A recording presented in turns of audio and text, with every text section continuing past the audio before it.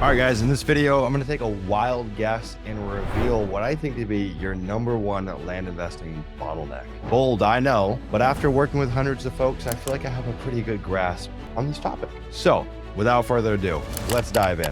And the punchline kind of sucks on this. It's simple, but I want you to stick around to the end of this video because I'm going to reveal it right now. But I'm also going to diagnose how we might solve this and how I've solved this and my personal journey with this. You see, my business has always grown in accordance to where my beliefs are at. Okay. What I believe is possible for myself as far as I can possibly get. I will never exceed that. That's been a truism that I've seen for myself. And that has been a truism that I've seen over and over and over inside of Leah. In fact, the difference between the folks that go really far in a short period versus the folks that go decently far in a short period ultimately comes down to belief. All right, we've got folks that have built a $700,000 pipeline in 6 months. We've actually got multiple of those people. When I look at them, yes, they work hard. Okay, that's a constant variable. Not that impressive. Yes, they take the information that we provide and they put it into action. Great. Yes, they show up for all the coaching calls. Awesome. So what the heck is the difference between someone that does $50,000 in 6 months in the land business and $600,000 in 6 months? The only thing that I've been able to ascertain between looking at these people is they have a high level of belief what they think is possible for themselves. That's it. It's that simple. And so the question is, well, what do you believe is possible for yourself? And I've been a victim of this and I've created that for myself. I understand, but I've oddly played it small in my life. Seriously. Now, there are certain areas where I have irrational conviction for sure that served me. Like, why have I sat here and made 1,000 YouTube videos? I really don't know. Like, I think I can do a good job at it. Like, maybe that's just irrational. And there's a lot of evidence at the beginning to support that I'm not very good. In fact, there was more evidence to support that I was bad at creating YouTube videos than I was good at it. So yes, in some areas, I do have like a bit of an irrational level of belief, but also where I set the mile marker for my life, sometimes I look at it and I say, God damn, I'm being small. I'm being really small. And I look at my results and I say, well, no wonder I'm where I'm at. I am the bottleneck. So how do we actually change that? Like, how do we change our beliefs? Now, it's a deep topic. And honestly, I'll share some stuff that might be a little esoteric. I'm also going to share some stuff that's really freaking practical. The first thing for me that's always been a giant inflection point for my beliefs changing and therefore my results changing has been community. It's been the rooms that I'm in. I know everyone says that, God damn, it's so annoying, but I promise you I'm going to be tactical. Okay? Community means a lot of different things. I think there's two things. One, I've never with a capital N, have lost money on education. Okay. Now, education's helpful because yes, you learn something, but the real nugget is that you're in a room with other folks who are trying to educate themselves. And if you're in a high level room, it's about who you meet there, right? It's a certain kind of person that says, I'm going to put my on the line and spend 20 grand and spend 30 grand and spend 10 grand to invest in myself. That's a special kind of person. Those are the people you want to be around. And when you're in those rooms, you got people that have big ass dreams, that have a lot of self-belief, and that rubs off on. It's inevitable. It makes you question yourself. You say, dude, this guy's exactly the same as me, but he believes he can do this. And I believe I can do this. The next thing, and this is the low budget, cheap option that anyone can do is going to events. Okay. Again, it's a special kind of person that goes to an event, special kind of person that buys a ticket and flies out or drives out to spend a weekend. Learn it. The speakers are awesome and you do learn a lot from them and you realize that they're normal ass people too. But the people that you meet in those rooms, I'm telling you, that's the needle mover. And you meet people that are like just regular. Like, dude, I go to these land events, okay? And I meet people that are like 30 years old that just made $2 million on a flip. And they're just like normal ass people. You would never know. And I said, why did he do that? And I did it. I haven't made $2 million on a deal. Well, do I even believe that's possible for myself? I guess I've never even thought about that. I mean, I just never thought that was possible in general, let alone for myself. You know, there's a story of a guy, and I heard this story on a podcast, so I'm probably going to butcher the story, but he said, hey, you know what? I want to figure out how I can make $1 million in the next 90 days. Okay. He was an app developer. He worked at Facebook at one point, wanted to make $1 million in 90 days. That was a challenge. So I'm going to build an app. I'm going to make $1 million in 90 days. You know what he did? Made $1 million in 30 days.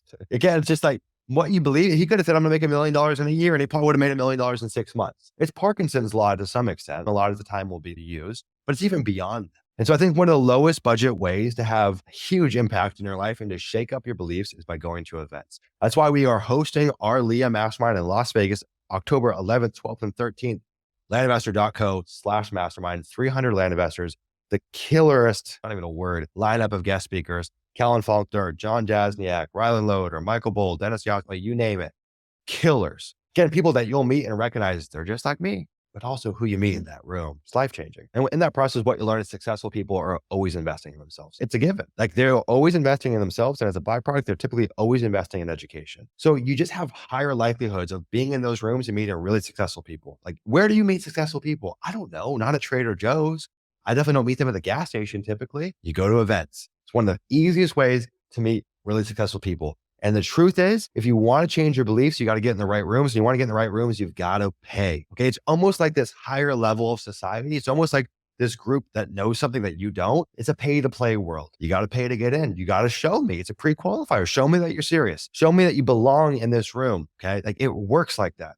And you can say that's bad or you can say that's good. I don't really care, but that's the game. That's how it's played. If you want to scale up, start investing in yourself. The next area is ultimately clarity on your vision. Okay. A lot of people, they might not even have big self-belief or little self-belief because they don't even know what they believe in. Like they have no clarity on what they want for their life. There's a reason that I'm sitting in this villa in Bali where I spent my morning working, swimming laps in the pool in my front yard, going to an amazing breakfast with friends, riding my motorcycle. I'm about to go to the gym and start fighting. I'm going to literally sparring, not fighting strangers. I'm going to go work out. I'm going to go get tattoos tonight. I'm going to go get a delicious steak. I'm going to watch the sunset. You think that happened by accident? You think that was just like, this just fell into my lap? No, dog. That's it by design. Now, of course, I've been so lucky and I'm so grateful. And there are a lot of things that are frankly outside of my control, but what is in my control is defining my vision. That's a God-given right that we all have, but a lot of us aren't even exercising it. And that's because we have low self-worth, right? These two are interlinked. If you have low self-worth, why would you ever spend the time to actually clarify what your vision? What's the point? I don't believe in myself. I'm not capable, but it's the prereq. It's a starter. I mean, even to get into those rooms that I was talking about, like that's going to be part of your vision. So it all starts with defining your vision. And I want you to define it in hyper realism, hyper clarity.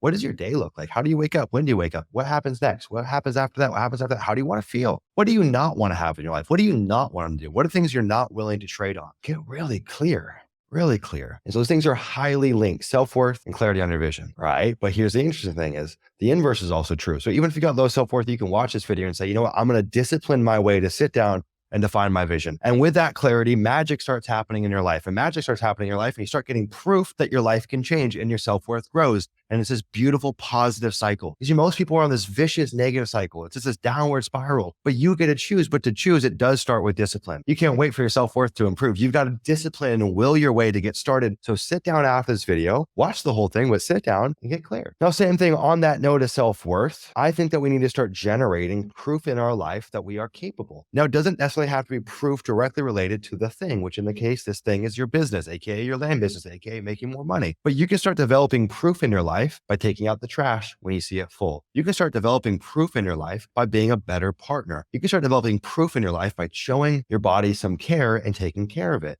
You can start developing proof in your life by waking up early. It's the small things. They start to compound and you start to look at yourself different. Again, we create that upward spiral. And these things all start to kind of swirl and flow together. You can't have one without the other.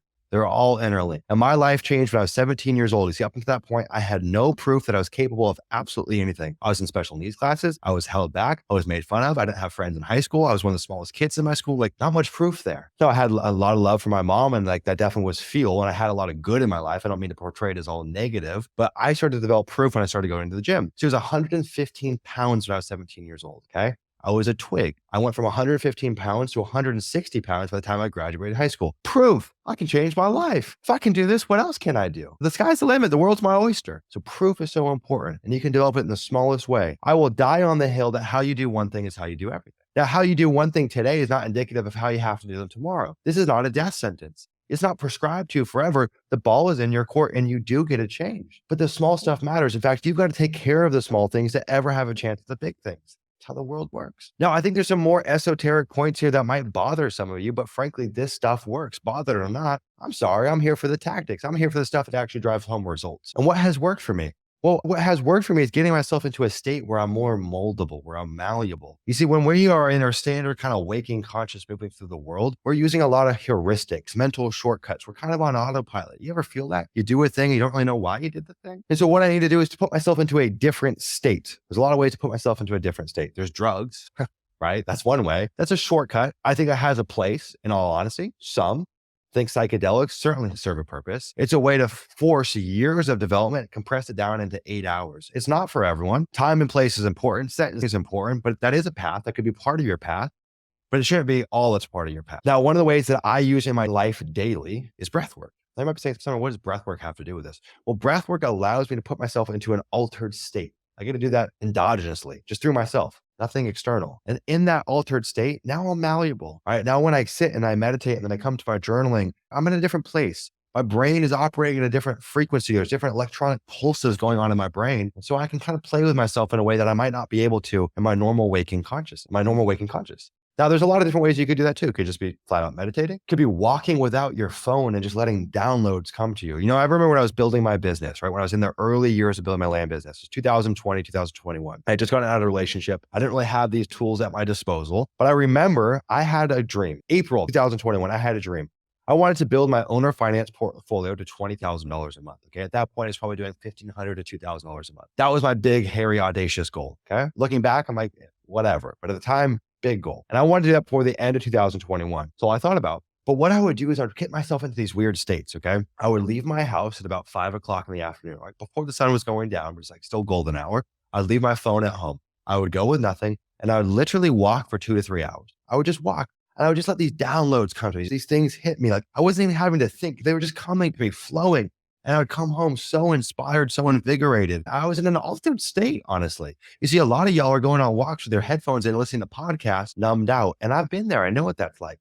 Not really to your benefit. Might help to burn some calories, but you're not getting into that altered state. And when we're in that altered state, you receive downloads from the world, downloads from your higher self, downloads from a part of yourself that's often neglected in your day to day. And also you get in the state where you're malleable and you can come home and put pen to paper or start working and things are different. Things are different. I promise you things are different. Now, I am not the foremost expert on this. There's a lot of ways to get into altered states, but these have been some of the most important, most valuable ways. One of the other things is this. Journaling. In fact, you'll see that this is constantly scribbled in and I'm constantly writing. In fact, just 3 days ago, this is July of 2024, I said, what is it that I actually want? I listed out 15 things that I actually want. I said, what do I not want to create? I list out another 10 things I don't want to create. Then I list out, here's the things I'm grateful for. I want to affirm all the magic and beauty that I have in my life that I am so grateful for. I don't just want to be in this state where I'm chasing and I'm always like, it's always outside of me and I'm always reaching. I want to reach. I also want to talk about the things I don't want to reach for, the things that I don't want to sacrifice. Then I want to reaffirm all the magic in my life, the beauty in my life, the things I'm grateful for. So this might be the most important land investing video you've ever watched. And I mean that from the bottom of my heart. It has nothing to do with the tactics, the strategies, the playbooks that you think actually are important. And look they serve a purpose. Whoa, well, my camera decided to die. I think I was going too hard, honestly. I'm sweating, I'm fired up. I'm just getting after it. We're gonna end the video here, guys. I think that's a sign. I'm ready to go work out and get on with the rest of my day. Hopefully this served you. Hopefully this is valuable. I hope you take this to heart and I'm rooting for you. Let's go.